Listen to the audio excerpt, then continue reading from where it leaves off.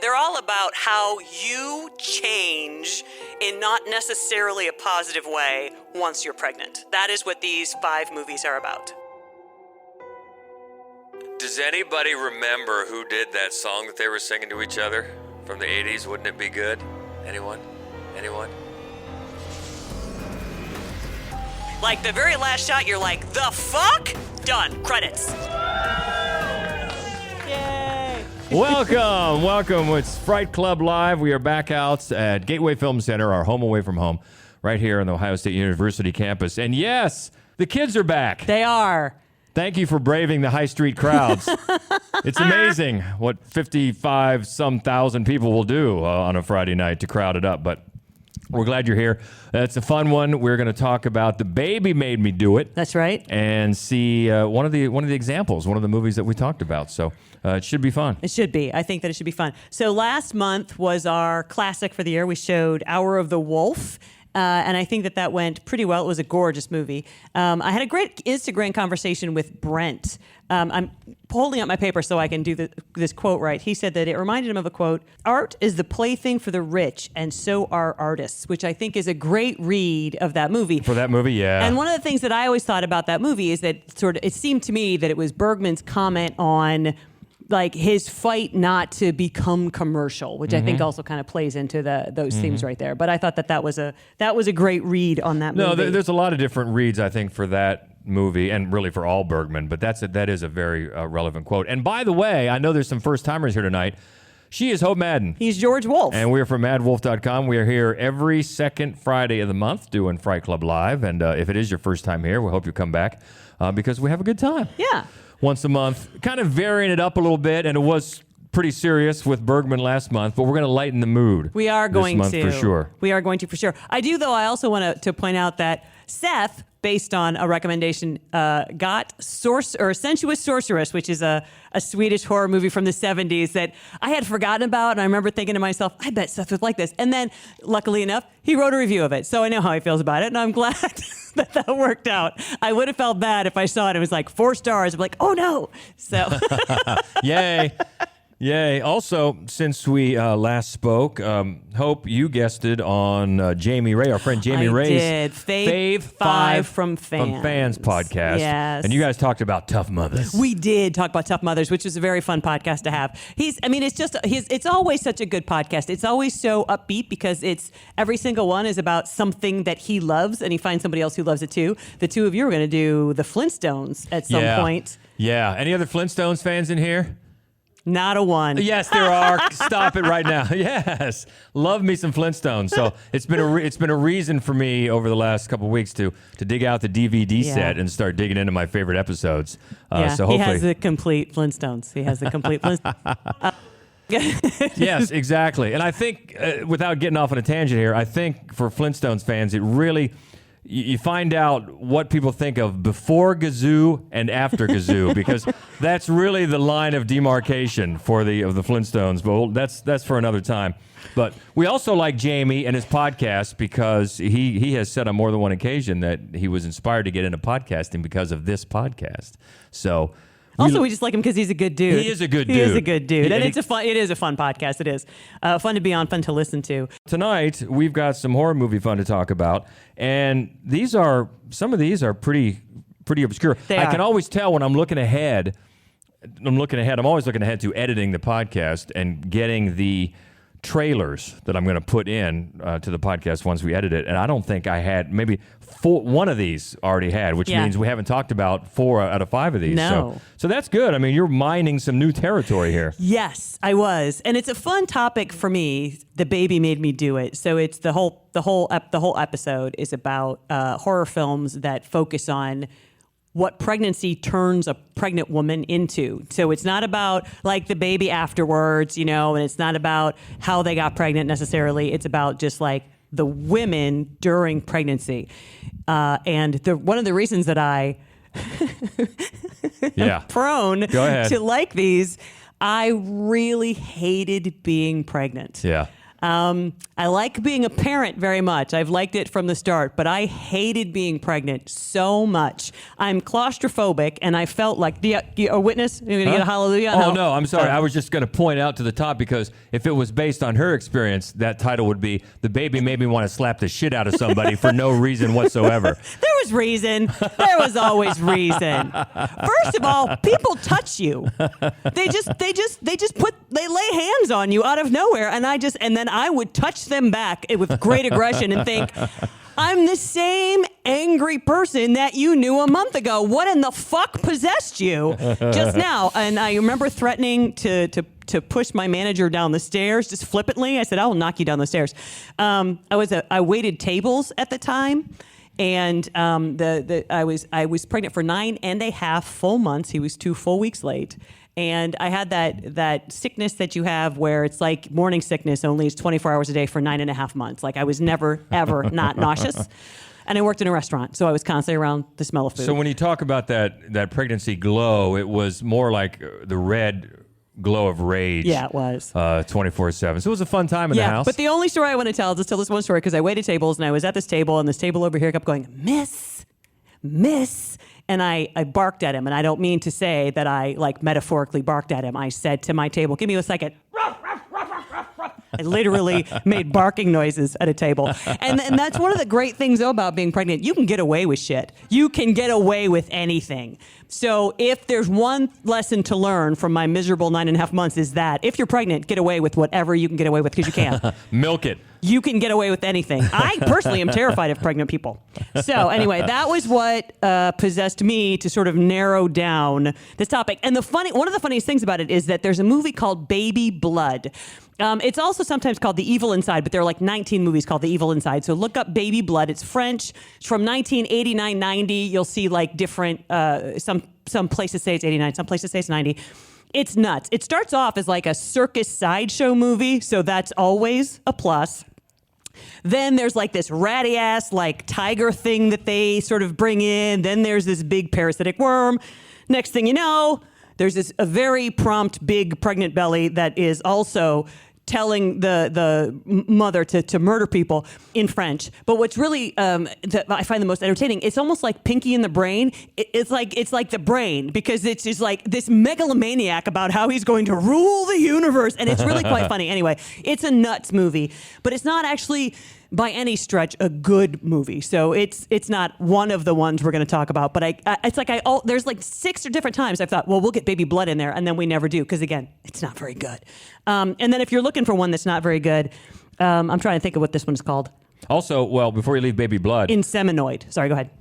Baby Blood also features the voice of Gary Oldman. Yes, it does. And Inseminoid it's like it's an alien, and then she starts eating other people, and so it's a good like schlocky bad movie to watch. So they're both much fun, but they didn't make the final list. Yeah, but keep in mind too, this is The Baby Made Me Do It, because I know earlier at Happy Hour we were talking about the movie Inside, which has a lot to do with pregnancy, but not about the baby so much making anybody do anything. Yeah, no, it's not about, these are all about, I mean, not every single one. I mean, they're all about how you change in not necessarily a positive way once you're pregnant. That is what these 5 movies are about. Good enough. And we're going to show one of them tonight, and it's a lot of fun. So let's get at it. How about number 5? And this was a newbie we haven't talked about before. I'll be honest, I hadn't heard of this one before. This one's from 2018. In a desolate community full of drug-addled Marines and rumors of kidnapping, a wild-eyed stoner named Lou wakes up after a wild night of partying with symptoms of a strange illness and recurring visions as she struggles to get a grip on reality while stories of conspiracy spread. This one is called Anti-Birth. Whatever's inside of me is infecting my brain, my body. Are you having difficulty remembering things? You feel like somebody switched the channel?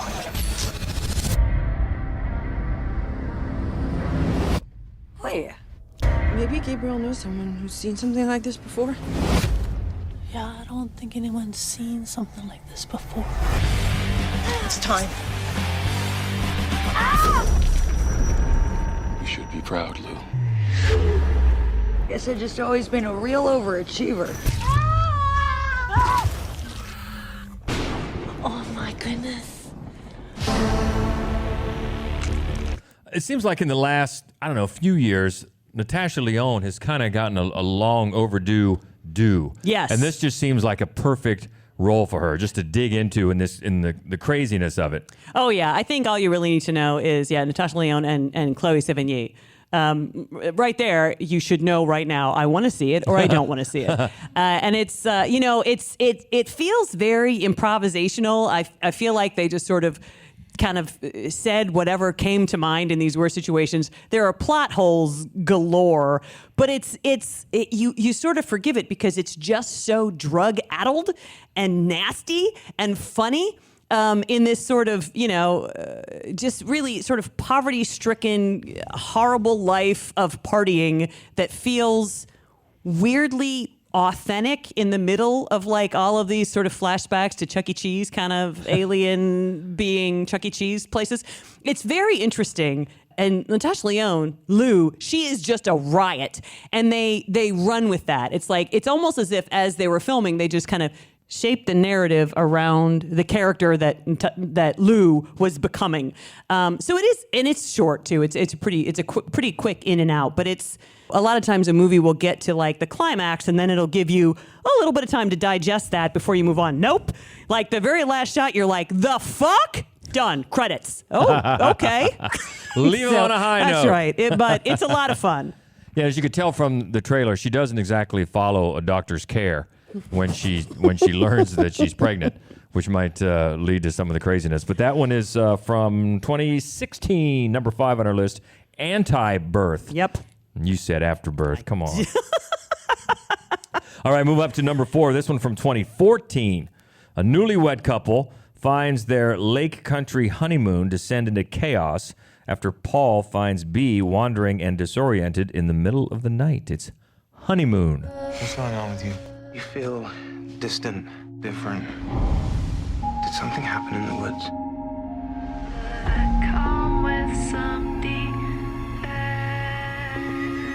What's this? They're mosquito bites. They don't look like bug bites. You're acting crazy.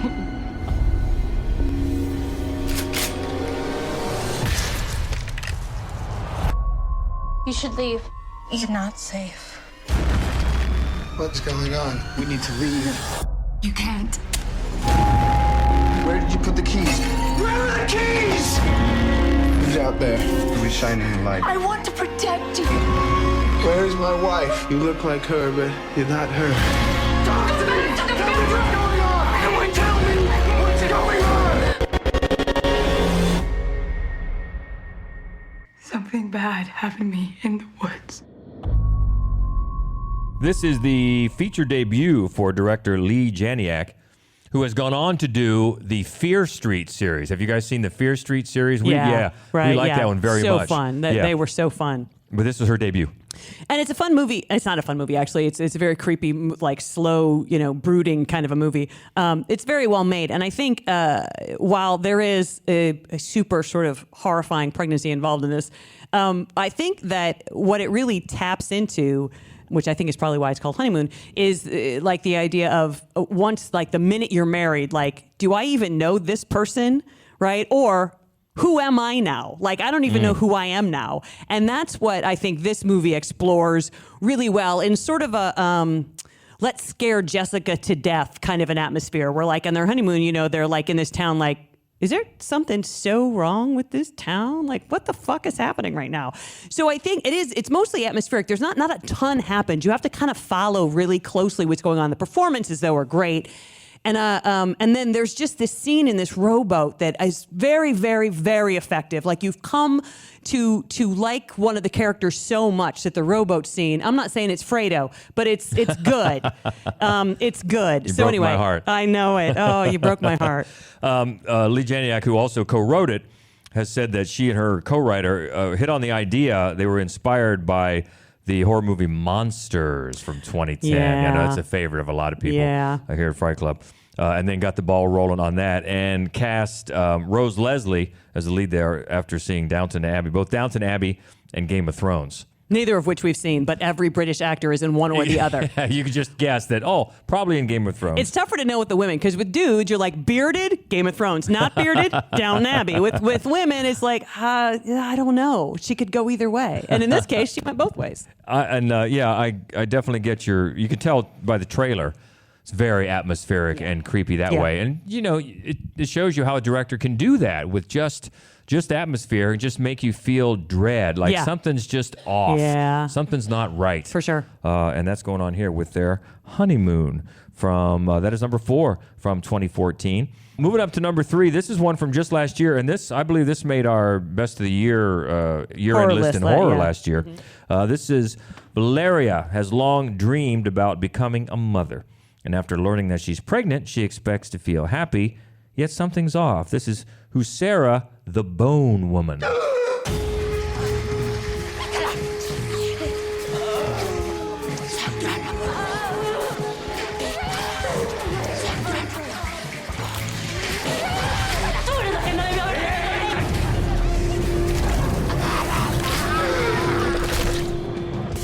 This is a really creepy movie and is incredibly well made. And it does so many things so well. I think one of the things that potentially sort of universal anxieties that it hits on is what I was saying earlier, is that once you're pregnant, the whole world looks at you like you're a whole other person, like they've completely forgotten the person they've known your whole life, and you're this new thing. People are very controlling. They are very smothering. They talk about you like you're not in the room, and like you don't have a violent streak and a love of murder, which is so dumb. That was just me though. But and it starts there, and it just sort of amplifies it. As it opens up, that she's in trouble. She's climbed this mountain with her mother to have her womb blessed. There's this huge looming statue of the Blessed Mother. You're like, I don't see this going well. But then, the longer it goes on, like the bigger the picture becomes, and it's so anxious. It's so like it just really cranks the screws. This movie does, and she starts seeing this sort of evil being, which is a metaphor, but this movie handles metaphor so well. And the lead performance is just magnificent.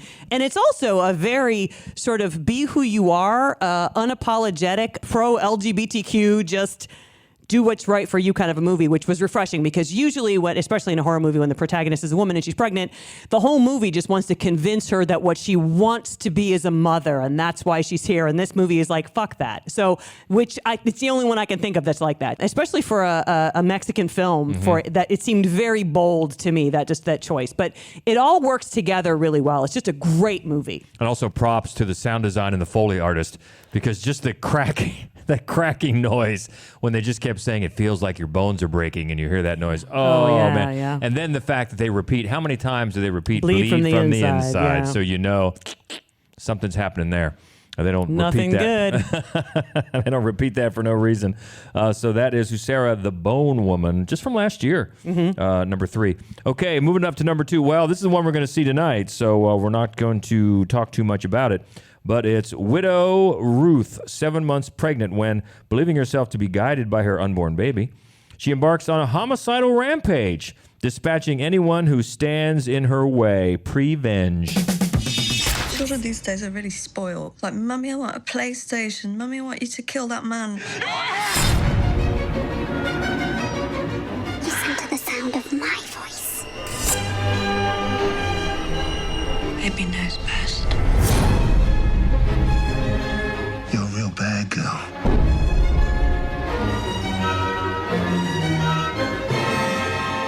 Negativity's not good for the baby's spirit, really. Do you think?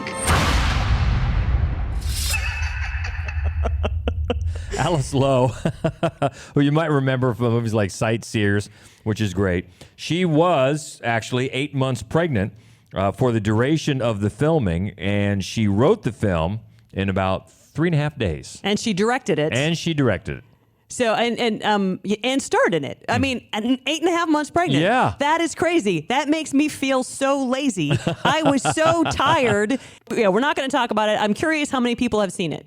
2 or 3. Wow, a lot of people 4. have not. Okay. Nice. Okay, I'm excited. It's funny. It's funny and fun. So I'm excited for you guys to see it, and of course to come down and tell us what you think. Yeah, please come afterwards. down after It should be fun because this is we try to, as you can tell if you've been here more than once, lighten the mood after something that's super serious. So this should be fun to talk about. 1 hour and 28 minutes later.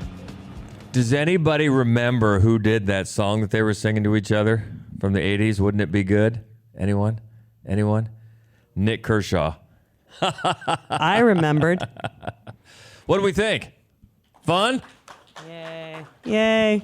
Although not everyone's clapping, but that's okay. Not everyone has to like it. But as you pointed out to me, that was her baby. Yes, at the end, that was her actual baby. Which is crazy to me. So, 3 days old. Oh my God, that's insane. That was a cute baby. It really was. That was a cute baby. And you asked me while we were watching it, the movie that she kept watching. Yes, the black and white movie. I knew I should know, and I couldn't think of what it was. It is called Crime Without Passion from don't know that. 1934. I The don't know that female one. characters are the Furies. With the mascara problems that she could relate to. She's had those mascara problems. Yeah.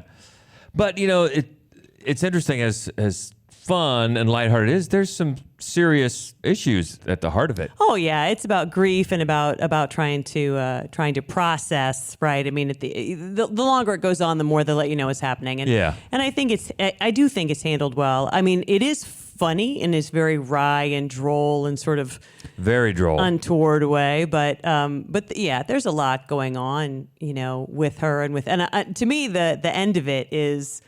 It's an interesting way to end the film because you think maybe it's going in a certain direction, and then you're like, no, it's not at all. So it's very interesting to me, and it actually kind of hurts my feelings that she wrote it in 3 days. That makes me sad. Makes me feel like I'm very dumb. Well, she was inspired. Well, she was on a deadline, just like just like she was. She had a lot to get done in a very little amount of time. And of course, the witch, the mom from The Witch, is the woman that she kills at the desk. Yes, Ella. Who, she needs to die in everything, really. She was just a terrible person. Yeah. They shouldn't get treated well, but she had an agenda. I like that it ends in that Halloween party, because it's sort of random. There's no particular reason for it, but it just gives us when she's like painting her face and talking to herself, and at the end they don't explain why. She's just got that crazy face on, but it's so distressing. It's so alarming. And then that he's Spider-Man and that his wife's the bump is the big spider web, and it's very sort of touching. Yeah. I just I think that it went places. It's a fairly simple arc, really. The whole film is, but I think that the way that the information is sort of revealed to you it's fascinating, and it keeps you invested in what's going on, as opposed to just being, as it starts off, it's like these creepy guys. She's just murdering off these creepy guys who are saying ridiculous things to somebody who's 8.5 months pregnant. But then the longer you get into it, the more emotional it is and the more depth there is to it. So I just think it's, for 3.5 days, incredibly well written. Moving up to number one, and this is fairly recent as well, from 2019. Hunter, a newly pregnant housewife, finds herself increasingly compelled to consume dangerous objects. As her husband and his family tighten their control over her life, she must confront the dark secret behind her new obsession, Swallow. So what did you do for money before you met my son? Retail, mostly. A lucky break. I'm just real grateful. How does it make you feel when you swallow something? I just like the textures in my mouth. It made me feel in control. I just wanted to make you happy. You get back here with my kid! I did something unexpected today. It's appropriate because we've got Nightmares Film Festival coming up right here at the Gateway next month. Mm-hmm. This was a debut at Nightmares Film Festival a few years ago and a favorite that year. And it's one that we showed here at Fright Club. We did 2-3 months ago. Yeah, a few months back. Yeah, it's just it's like a gorgeously made movie, and Haley Bennett's performance is magnificent, and it's so uncomfortable. But it surprised me the first time I saw it that a man had written and directed it, because it's so Carlo empathetic. Mirabella Davis. Yeah, it's so truly, genuinely from the perspective of a woman who is losing all control of her life and her body and her being, and sort of these weird lengths that she'll go to kind of remind herself that she does control herself. It's a brilliant movie. Yeah, and it's horror in the way it's very Hitchcockian. It's psychological and it's very socially conscious. In what it's saying, because like you're talking about, she has to. It's the only way that she can exert control, and it just gets.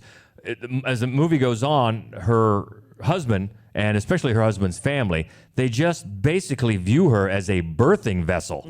And the only possible way that she can fight back against that is to control her body and the fate of the pregnancy. And it's fascinating, and especially from a male filmmaker's point of view, that the choices that she makes and the narrative steps the film takes are pretty subversive in ways. Yeah, I think so. I think that's true. But it's also, as you always like to point out, like a gorgeous piece of visual storytelling. Oh, yeah, it is. The entire film is. Yeah. So if you didn't make it out to that Fright Club, highly recommend Swallow. Obviously, is our number one movie. Yeah, Haley Bennett is fantastic. She was also a producer. Joe Wright, who I believe he's a producer. They're a couple. They're still together. Yeah, is a producer, and yeah, it's really a smart bit of filmmaking. And I don't know. I guess for some people, you bring it up, maybe have slipped through the cracks a little bit. Yeah, I think so. But it's still fairly recent and definitely worth checking out, and that's why it is number one on our list of Baby Made Me Do It horror. That is Swallow from 2019. All right, we got a couple minutes to go to fire up this movie, so by all means, enjoy it. So looking ahead to next month, Hope already told me today when we were recording our other podcast, The Screening Room, she told me that it is officially spooky season. It is. That's correct. You all know that. We're not waiting until October. She said September 1st. September 1st. Okay. I think that's universally accepted. That's I'm fine with that. Yeah, that's the beginning of spooky season. I'm not fighting back against that. No, I think actually by next year we're going to take over at least half of August. Okay. Who gives a shit about August? But the point is, next month for sure, yes. October, we're going to be deep in it. So yes, we are. Our Fright Club Live next month. We are going to show Lose the Flower of Evil. Just a quick check. Has anybody seen that movie? Nobody. Very Nice. excited. And it's going to be on Friday, October 13th. Yes, now, it is. we did check with Taylor Swift, and she said it was okay to show our movie the same date as her movie is going to come out. So that's right. It's all cool with T Swizzle. That's right. And our topic is Backwoods Messiah. Yeah, super creepy. Yeah. This is a gorgeous, very weird movie. And I think it's going to be a fun one to watch with the crowd. Especially on Friday the 13th. Yeah, especially on Friday the 13th. Deep into spooky season. All right, but that is next month. So we got Prevenge. Come on down. We'll talk about it after. We'll get you on the podcast. And we look forward to hearing what you have to say. We'll get this edited and fixed in post-production. That's right. And all the glitches we had will just magically melt away. The important thing is it worked. The trailers played. You heard the audio on the trailers. It was very exciting. That's right. We love to be back in House 4. So you can find this on, obviously it'll be on all of our socials. You can find us at Mad Wolf on Twitter.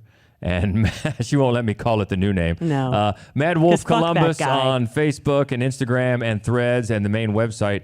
You can find us at madwolf.com. And of course, don't forget on also Fright Club Pod on That's Twitter. right. And as if we didn't have enough, we've got the exclusive Fright Club podcast group on Facebook. So a bunch of ways. Join up. A bunch of ways to keep in touch. We hope you will. Enjoy the film. We'll talk to you after. Until then, and until next month, next podcast, she is Hope Madden. He's George Wolf. And this is the Fright Club podcast. Yay, enjoy. Thank you so much. We're going to cover up these lights.